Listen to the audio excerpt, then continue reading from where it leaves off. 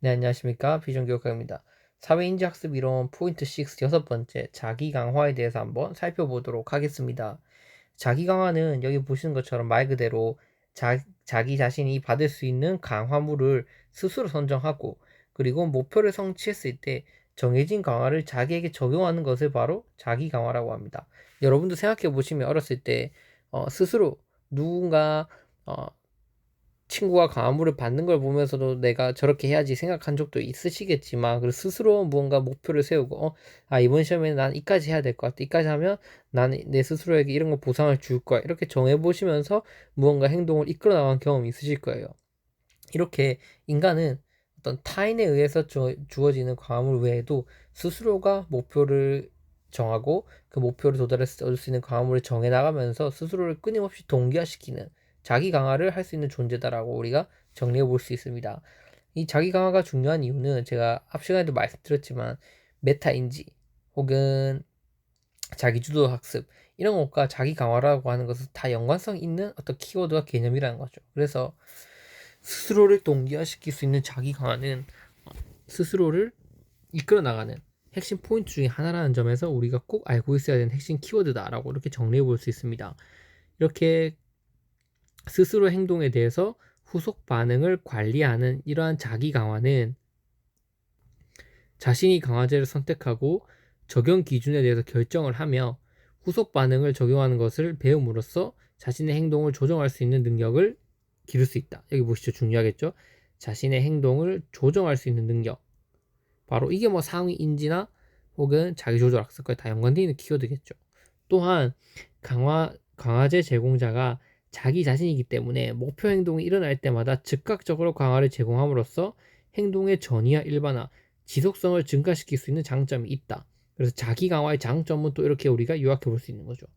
하지만 반대로 자기 강화는 자기 자신에게 강화를 하는 것이기 때문에 책임감을 덜 느낄 수 있다는 제한점도 있다. 이런 단점도 있다.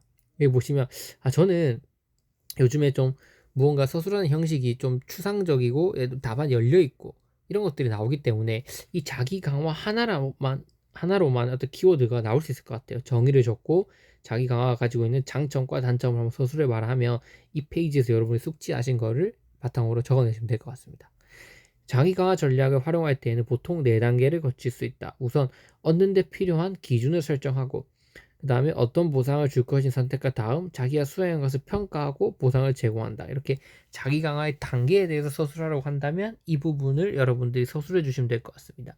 그래서 어려운 내용은 아니지만 그래도 우리가 한 번쯤 자기 강화의 정의와 장점과 단점과 자기 강화 전략을 활용할 때 4가지 단계 이거에 대해서 한번 살펴보는 시간을 가졌습니다. 그래서 이 키워드가 나오면 이 페이지 기억하셨다가 꼭 서술해서 좋은 점수를 얻으셨으면 좋겠습니다. 이것으로 포인트 여섯 번째 자기 강화를 마치고 포인트 일곱 번째 교육적 시사점에 대해서 한번 살펴보도록 하겠습니다. 사회인지학습 이론이 교육에 끼친 영향력은 무엇이냐? 첫째, 조작적 조건 형성을 통해서 학습을 유발하기 어려운 상황에서 이러한 관찰 학습은 효과적으로 쓰일 수 있다. 예를 들어 학생에게 건강보건교육을 실시한다고 가정해보자.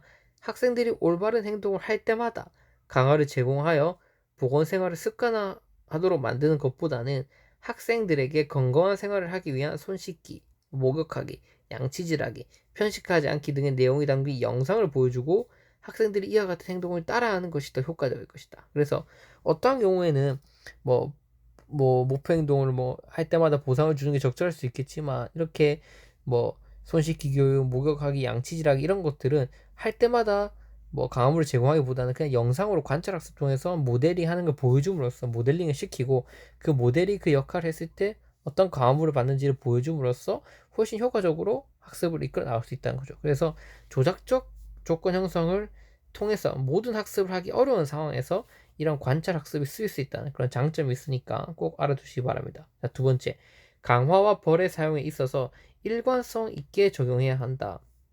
즉, 어떤 학생이 규칙을 위반하고도 벌을 제공하지 않는 교사의 태도를 보게 되면 억제된 부정적 행동이 다시 일어날 수 있다. 이게 뭐냐면 어, 제공되지 않는 처벌은 강화물이 될 수 있다는 거 앞에서 배웠었죠. 그래서 규칙이라고 하는 걸 딱 정해놨으면 그 규칙에 따라서 아이들에게 적절하게 제공을 해야 되는데 때로는 하고 때로는 하지 않으면 어떻게 된다? 저 벌을 안 받네? 그러면 이 행동을 해도 되겠구나 해서 오히려 미처벌은 아이들의 강화에 대한 강화를 시키면서 아이들이 어떤 부정적인 행동을 더 크게 유발할 수 있다는 거예요. 그래서 이렇게 또 기대했던 강화가 일어나지 않을 때는 그게 벌이 될 수도 있기 때문에 벌이나 강화를 일관성 있게 사용해야 된다는 게 중요하다. 즉 기대감 때문이죠. 기대감. 그래서 그 부분도 꼭 숙지해 주시기 바랍니다. 셋째, 마지막, 교사는 학생들이 교실에서 모델링을 통해 학습을 할 수 있다는 사실을 인지해야 된다. 즉 학생들이 교사의 여러 가지 토대를 통해 정의적인 면을 학습하기도 한다. 수업 시간에 교사가 보여주는 지적 호기심, 학생들과의 상호작용 등을 통해 학생들은 정서를 학습할 수 있다.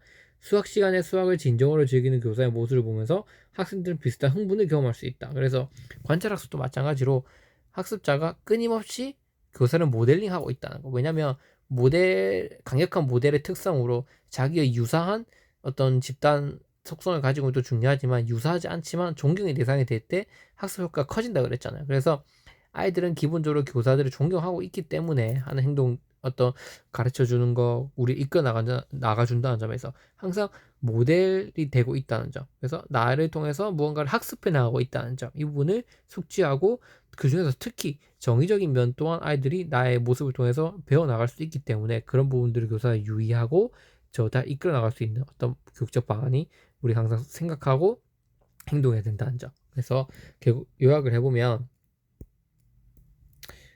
주학적 조건 형성을 통해서 학습을 유발하기 어려운 상황에서 이런 관찰 학습을 쓸 수 있다는 점, 광화벌의 사용에 있어서 일관성 있게 적용해야 된다는 점, 교사는 학생들이 모델링을 통해서 자기 스스로를 끊임없이 관찰하고 있다는 것을 인지하고 적절한 모델로서의 역할을 수행해야 된다는 점, 이 세 가지가 교육적 시사점이다. 이렇게 정리해 볼 수 있습니다. 이렇게 사회인지 학습을 마무리 한번 해보고 참고 문헌 이렇게 정리해봤습니다. 참고해 주시면 감사할 것 같습니다.